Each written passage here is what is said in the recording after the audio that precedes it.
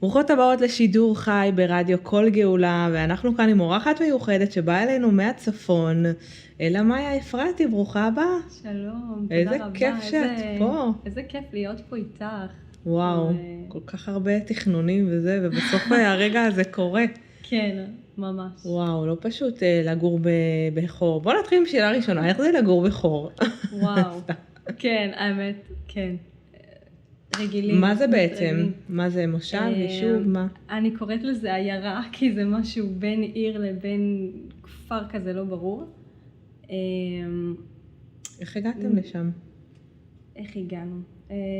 אבא שלי היה במקור מקיבוץ משמר העמק, קיבוץ של שומר צעיר אגב, חוזר בתשובה, משפחה של חוזרים בתשובה. אז היה איפשהו מקום קרוב כזה, וגם עם טבע, ההורים שלי חיפשו מקום שיש בו הרבה טבע. אז בעצם הם חזרו בתשובה לפני שאת נולדת? או שאת כאילו... בגיל קטן, כאילו ככה זה היה ביחד כזה, כבר הייתי בגן חב"ד, והם היו אנשים מאוד רוחניים תמיד, אבל ככה לאט לאט זה נהיה ביחד, ואז כן הייתי הבת הבכורה, אז זה כזה קצת שפן הניסיונות כזה, שבכל מקום ניסיתי, הייתי גם בבית יעקב, גם בחב"ד, גם בדתי לאומי בכלל, ככה ממש חיפשתי את הדרך שלי, כן. יפה. כן. אז ספרי, איך הגעת להיות זמרת?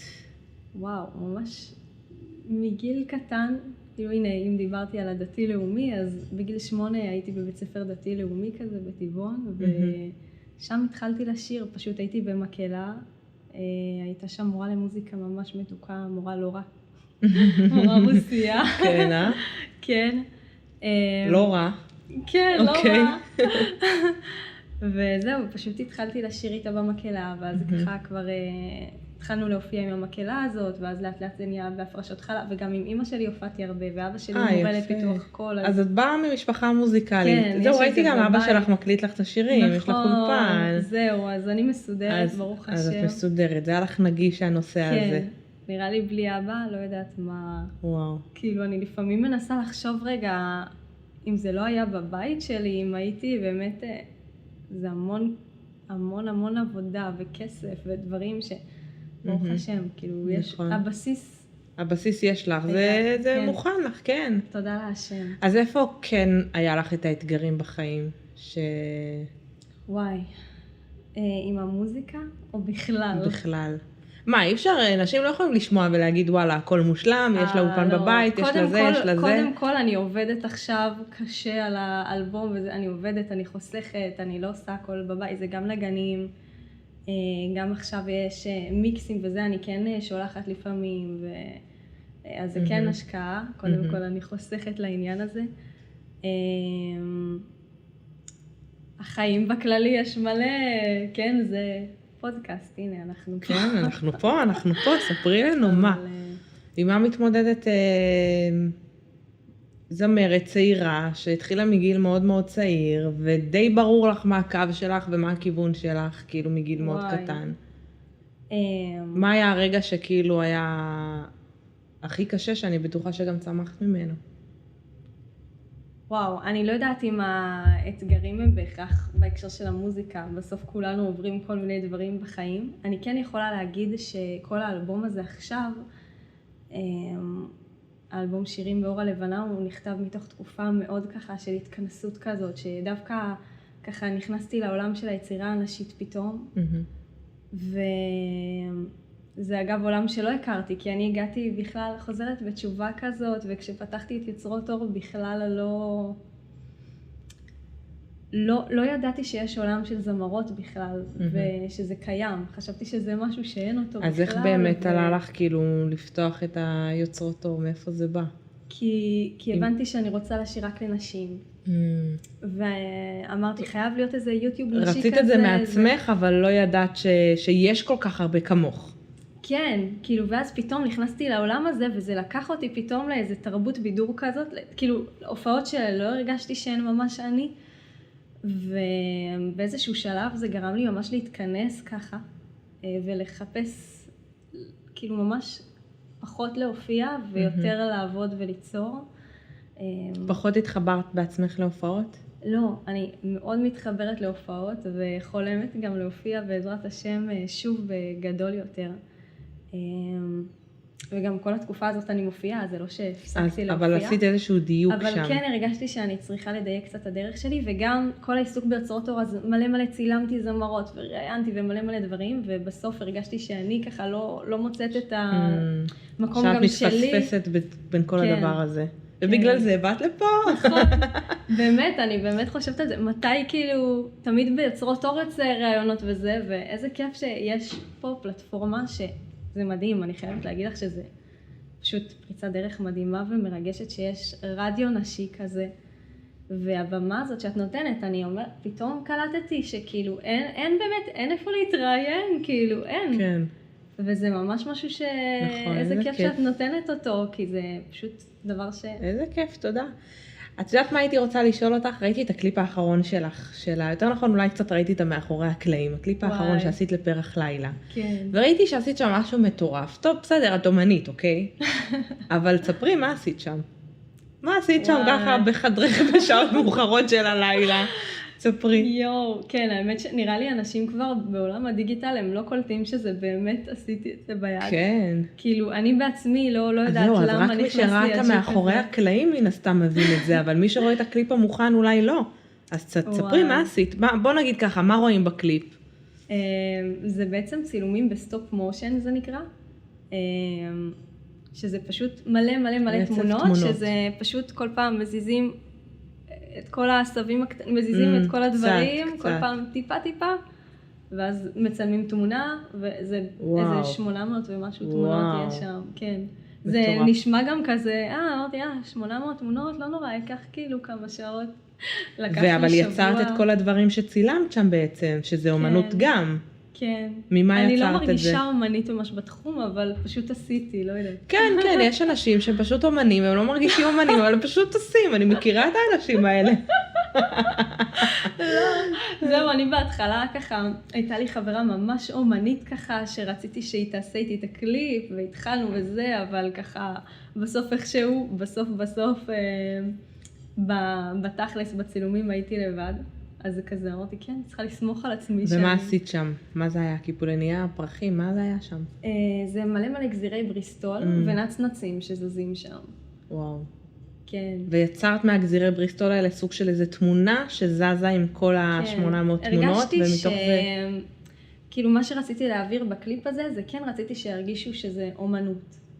לכן החלטתי לעשות את זה בעבודת יד, רציתי שככה יסתכלו על השיר, כי הרגשתי שזה שיר הרס כזה, שצריך איכשהו לשמור את האותנטיות שלו. להעביר את האווירה שלו באופן הזה, שהוא ירגיש כמו איזה, כמו השיר הרס הזה. באמת אין דברים כאלה כל כך הרבה היום, כאילו את רואה, זה מי שרוצה להביא חדשנות, אומרת קליפ AI מטורף, כאילו מה זה, קליפ שעשית את זה בידיים שלך, זה מטורף, וואו. לא הייתי עושה את זה שוב בדיעבד, אבל כן. אז הנה, בסדר, אבל עשית, אז יש לך, וואו, מטורף. אז עכשיו את עובדת על אלבום נוסף, אלבום חדש? האמת שזה אותו אלבום, פשוט נמרח שנים ההוצאה שלו, אני פשוט כל פעם מוציאה עוד שיר ועוד שיר מתוך האלבום. זה לא אלבום ראשון, אבל הוא מרגיש לי אלבום ראשון, כי האלבום היה אלבום אחד שיצא לבת מצווה, שזה שירים מכיתה ב', כאילו, אז זה לא... זאת אומרת, זה לא נחשב. זה, אני לא יודעת איך להתייחס לזה. והיה אלבום שיצא ממש ככה בסוף י"ב. וואו. הבשורה מהשדות. ועכשיו שירים באור הלבנה, שאני מרגישה שזה כן האלבום הראשון שהוא ככה יותר בוגר. שהוא בוגר, כן. בת כמה את? 25 עכשיו ממש. וואו. רגע, זה מזל טוב. תודה. ואז כל השירים שיש לך הקודמים הם לא בתוך האלבום? זה סינגלים? השירים שיש לנו בכל גאולה. אז זה מתוך האלבום הזה. ככה האלבום הוא פשוט, אני כל פעם מוציאה שירים מתוכו, ובעזרת השם קבע ממש כאילו זה תכלס השירים שלך בחוץ שמכירים. כאילו השירים שלך כבוגרת יותר. אני חושבת שהשיר איכשהו שכי, אבל רוצים בהופעות תמיד, זה שיר שלי מגיל 13, ניגון הנשמה. שהוא יצא אחר כך עם חיה ברנד. נכון, אז הוא גם בכל גאולה. אז הוא שיר מגיל 13, ודווקא אותו הוא ממש כזה תפס. אז כל השירים שלך הם לחן שלך? ברוך השם. וואו. כן. יש גם שירים שאימא שלי כתבה ואבא הלחין שנמצאים באלבום, אבל... יפה. כן, הם גם אז בעצם גדלת בבית מוזיקלי כן. וואו. אז מדהים, אז עכשיו את בעצם לקראת הוצאה של אלבום, איך יודעים שאוקיי, זה נגמר האלבום אם מוצאים כל פעם שיר ועוד שיר? וואו, זה פשוט, האמת שכל השירים נכתבו כל כך מזמן, נכתבו והולחנו מזמן, יש פה שירים הנה עכשיו יש שיר מלפני 4 שנים, גם פרח לילה, הוא מלפני 4 שנים שעכשיו זה הולך לצאת, תראי זה תהליך. כן, ממש, וזה פשוט, אני מרגישה שזה הכל נכתב באיזו תקופה שאני מגדירה אותה כתקופה מאוד לילית, כאילו תקופה של לילה כזה, כאילו של איזו התכנסות כזאת, וזה גם, זאת הייתה תקופה שלי, היא הייתה קצת מאתגרת, וככה להסכים לשהות שם, את רוצה לשתף? כן. למה מאתגרת? זה התחיל באמת בתקופת התכנסות הזאת, שככה הרגשתי שאני צריכה לדייק את עצמי כזה, ואז אחר כך, בסוף אני בחורה בשידוכים, אז עברתי איזה שברון לב מאוד קשה, כזה מאיזה פרידה שהייתה לי. שדווקא הרבה שירים, יש שירים שנכתבו לפני, ורק אחר כך הבנתי על מה יותר. על מה כתבת, כן. כן. אז כן, יש שירים שככה ממש מדברים על זה. זה מעניין, כי זה מורכב תכלס לאישה במגזר הדתי חרדי לכתוב כאילו על כל הנושא של אהבה ופרידות, כאילו פחות רואים את זה אצלנו, אז איך תספרי על התהליך של הכתיבה שם? אז קודם כל הייתי בטוחה שיקשיבו לשירים ויגידו, טוב, אנחנו לא מקשיבים לה יותר. כאילו השירים הם לא מדברים רק על זה, הם מדברים מאוד במטאפורות. בסוף לא כתבתי את זה על מישהו ספציפי, כתבתי על הרבה דברים, נגיד, אני לא יודעת, נגיד השיר יופי אחר, הוא מדבר באמת גם על איזשהו, כאילו בסוף אני משחררת גם גרסאות של עצמי, גרסאות קודמות, וזה פשוט אלבום שמדבר מאוד על תהליך כזה של שחרור והסכמה להיות בשבר ולתת לעצמי להרגיש ואת כל הרגשות האלה שפעם ראשונה הרגשתי ונפתחו לי. אז אני חושבת שבסוף יש בנות שלקחו את זה לשם ויש בנות שבכלל לא, אבל כן אני הרגשתי שזה מאוד מאוד חשוף וממש ככה, אבל זה בדיוק התקופה הזאת שאמרתי, טוב, אין לי ברירה, כאילו אני פה בשביל להיות אני בסוף. אני מעדיפה, כן, לא צריכה שיקחו אותי לכל ההופעות האלה, שהן פחות זה, אני מעדיפה להביא את עצמי, וזה יגיע למי שזה צריך להגיע. בסוף אם זה ייגע במישהי וידבר אליה, אז אני מעדיפה להיות מי שאני. אז כאילו בעצם עשית איזשהו דיוק של עצמך, והיה לך את החשש הזה לרגע של אולי אני אפספס את כל הדברים האחרים, ואז אמרת, זה מי שאני, וזה יביא לי את הדברים שמתאימים לי. ואני חושבת שזה דבר שבאמת אפשר לקחת אותו, כאילו לכל אחת, כי בסוף אני אומרת, מאזינות לנו מלא, לא בהכרח דווקא נשים שהן יוצרות, אפילו כאילו בהכרח שלא.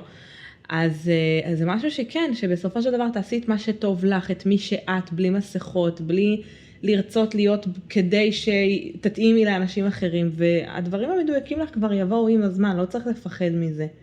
ממש. וזה נראה לי השחרור הזה שכל אחת יכולה להתחבר וואו. בשירים שלך. וואי, הדבר הזה. בעזרת השם, כן. מדהים. אז תספרי לי ככה, קחי שיר אחד ותספרי לנו על מאחורי הקלעים שלו, על מה הוא מדבר. יש לך איזה משהו לחשוף לנו שככה מתבשל בתנור? שיר אחד שהולך לצאת. שיר שהולך לצאת. יש עכשיו קליפ שבעזרת השם בקרוב הולך לצאת. כשהאורות קווים קוראים לו. האמת התלבטתי אם לקרוא לו הופעה מול המראה.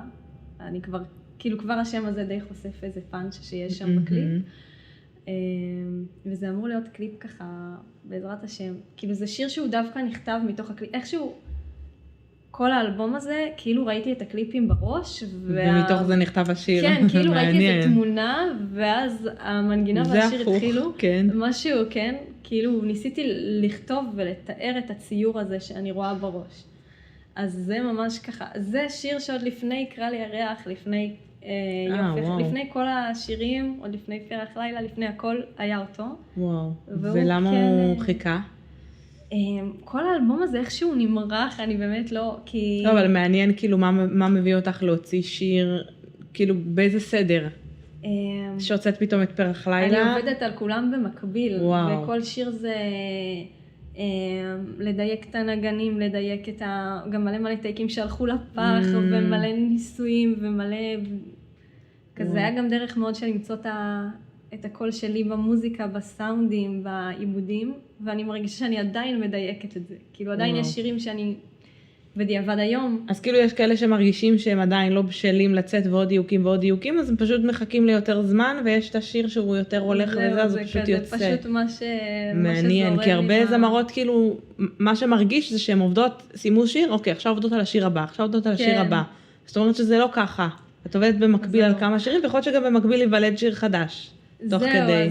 כן. מעניין. למרות שכן, עכשיו אני קודם כל מרגישה שאני צריכה להוציא ממני את האלבום הזה כבר. כן. כאילו יושב עליי כזה, פריקת כן. האלבום כאילו הרווקות שלי. כשמוצאים משהו משלך, את צריכה איזשהו נשימה כאילו לשחרר שהוצאתי את זה. כן. מעניין מה שאת אומרת, שאת רואה קודם את התמונה, ואז את כאילו, מתוך זה בא לך המנגינה, זה רק באלבום הזה נהיה, כן. כאילו, לא יודעת. זה מזכיר לי כזה, בדיוק היום ישבה אצלי פה תלמידה, כאילו שיעור פרטי באולפן, ובדיוק למדנו את הקטע של העריכת כאילו מוזיקה לקריינות, אז אמרתי לה שהיא צריכה לדמיין מה הולכים לראות, כי בסוף זה נגיד אם זה פסקול לסרט או להצגה או לא יודעת מה, אז אנשים רואים משהו, אוקיי? אז אמרתי לה, צריכה לדמיין מה אנשים הולכים לראות, ואז לפי זה לבנות את המנגינה כדי כאילו שהם ירגישו, במנגינה הרי אנחנו מרגישים משהו, גם בלי המילים שתשימי שם, ישמעו רק את המוזיקה שלך, ירגישו את מה שניסית לשים שם, אוקיי? לכן גם אומרים שזה כל כך חשוב, כאילו באמת שהמוזיקה תהיה נקייה ושמורה והכל, כי גם אם עכשיו את לוקחת איזשהו, כל שעושות קאברים והכל, גם אם את עכשיו לוקחת שיר גוי עם המילים מקוריות הכי כאילו זבל של העולם, וכותבים עליהם מילים של כאילו איזה יופי, תורה ורוחניות ומצוות ומדהים. אבל בסוף משהו במוזיקה עובר, כאילו יש למוזיקה, יש לה חיים משל עצמה, והיא מעבירה לנו משהו. אז זה כל כך מדהים שבעצם את מעבירה את כל התהליכים שאת עושה לתוך המוזיקה הזאת, ואז אנשים מרגישים את זה והם עוברים את זה גם. אני מה זה מקווה שזה באמת עובד. אני אישית אוהבת את השירים שלך. איזה כיף. יש בהם משהו מאוד, מאוד מיוחד, מאוד עמוק. רואים שאת עוברת תהליכים ואת שמה את זה שם. זה לא סתם, בעיקר היום, בעידן של כל ה-AI והכל, יש מלא שמוציאות שירים, איך אני אומרת, כמו פופקורן, כן? יוצא ויוצא ויוצא, ועם כל ה-AI ובינה מלאכותית, וכאילו זה כבר, זה מאבד את העומק אין, לא יעזור, מרגישים שחתכת את הגזירי נייר ועשית, ומרגישים שדייקת את הנגנים, מרגישים את זה. וואי, איזה כיף, זה באמת מעניין, זה משהו שאני כל הזמן שואלת את עצמי בדור הזה, האם ההשקעה הזאת שווה את זה? אז... בשביל זה אנחנו כאן לדבר על זה. בשביל לשים את הבמה הזאת ושזה יהיה שווה, כי בסוף אני בטוחה שגם הקהל נהנה מזה ומרגיש את זה. אני מקווה, זה באמת כמו שאת אומרת, אני מרגישה שזה סוג של לצייר הרגשה כשאני מלחינה, כשאני כאילו, זה המנגינה מציירת איזה משהו, כאילו בסוף זה הכל, זה כל העבודה כשהיא מתוכי ולא מלאכותית, אז בסוף אני מנסה להעביר את התהליכים האלה מתוך הלב שלי, אני מעניין. כי היום ב-AI עושים דברים מדהימים גם, אז... וואו, מדהים. אז ספרי רגע, התחלת להגיד על יוצרות אור שפתחת את זה מהמקום שרצית את המקום הנשי, לפני, כאילו כמה שנים זה קיים כבר? וואו, בגיל 19 פתחתי את זה. וואו. אז... 6 שנים. כן, 6 שנים, מטורף, כאילו אני לא... אז מה בעצם הדגש העיקרי ביוצרות אור? זה... כאילו ברעיון זה מקום, כשזה נפתח חשבתי על כל יצירה שהיא, כלומר לא רק על מוזיקה, זה כל יצירה, אומנות. כן, לתת מקום לבנות שהן כותבות, שהן ציירות, הכל. מדהים. אז זה יותר כמו ולוג כזה, כאילו מאמרים וכאלה. אז זהו, אז זה נהיה עם הזמן הרבה יותר מקום של המוזיקה, כי זה באמת משהו שמאוד מאוד חסר. ועשינו בהתחלה תחרויות שירה גם, כל מיני דברים כאלה שבאמת יותר קידמו דווקא את התחום הזה. של המוזיקה. כן, ומצעדי מוזיקה, שאני יודעת שגם את עושה, כאילו זה מדהים, אני חושבת שפשוט כל כך חסרה הבמה הזאת. כן. כן, אז באמת פה זה לא דווקא יצירה, זה יותר בית לנשים. חיבור בין נשים בארץ ובעולם, וואו. וזה לא בהכרח יצירה. ברור שבסוף הדלת זה המוזיקה, כי כולם צורכים מוזיקה. אבל יש שם ספריית תוכן, יש שם פודקאסטים, שיעורי תורה, שיעורים לנשים, הורות, ילדים, חינוך, זוגיות, הכל. וואו. בעצם המטרה היא שכל אישה, באשר היא, לא משנה אם היא באה מאיזשהו מגזר, או מאיזה עיר או ארץ, או לא משנה מה, יש שם זה גם תורגם לשפות, אנגלית, ספרדית וכו'. הרעיון שכל אישה שרוצה לצרוך תוכן שמותאם לנשים, איכותי, יכולה להיכנס לשם. זה יכול להיות תוכן להאזנה כמו שירים פודקאסטים, וזה יכול להיות כאילו כמו שירים, וזה יכול להיות גם פודקאסטים ושיעורים. ויש שם עכשיו אני מפרסמת הופעות ומאמרים, ופורום שאפשר להתכתב, וכאילו, אתה יודעת, אם זה להתייעץ, אם זה לכתוב, אם זה כל דבר, כאילו, לא יודעת מה, איזה אישה יש לה בעיה, והיא רוצה מרחב נשי של, אתה יודע, דעות של נשים והכל, אז יש את המרחב הנשי הזה שם שאפשר להתכתב בו. אז זה הרעיון, זה יותר הדגש על הנשיות, והחיבור בין נשים, זה בעצם בית לנשים. וואו. וזהו, ובאמת אני חושבת שהדבר הזה של יוזמות כאלה הן מדהימות, והשיתופי פעולה האלה בכלל, כאילו, כן, זה כיף. וואו. וגם אצלכם אפשר לכתוב ולהראות אומנות יותר, אבל זה בעצם די כאילו משלים גם אחד את השני, כי בסוף פה זה נשים ופה זה נשים, וזה מטורף, זה כיף. נכון, טוב, אנחנו נעשה עוד דברים. כן. בעזרת השם, לא, זה פשוט מדהים, זה כל כך נצרך, כל כך אין את זה, זה כל כך חסר. מדהים. תודה רבה, אלה מאיה שבת לפה והיית איתנו, היה כיף. והיה קצר מדי, תבואי עוד פעם. עושה שוב את הנסיעה. ותודה רבה לכל המאזינות שהיו איתנו, ותודה רבה לך. תודה רבה לך, רחלי המהממת, תודה על כל הפלטפורמה הזאת שאת נותנת, כל כך חשוב. ואת בעצמך עושה דברים כאלה מדהימים. תודה. אז מי שעדיין לא מאזינה, תיכנסו kolgeula.com, תאזינו למוזיקה, תהנו, פשוט תהיו כמוני, תשמעו את זה בנסיעות. שווה מאוד. לגמרי, תודה רבה. תודה.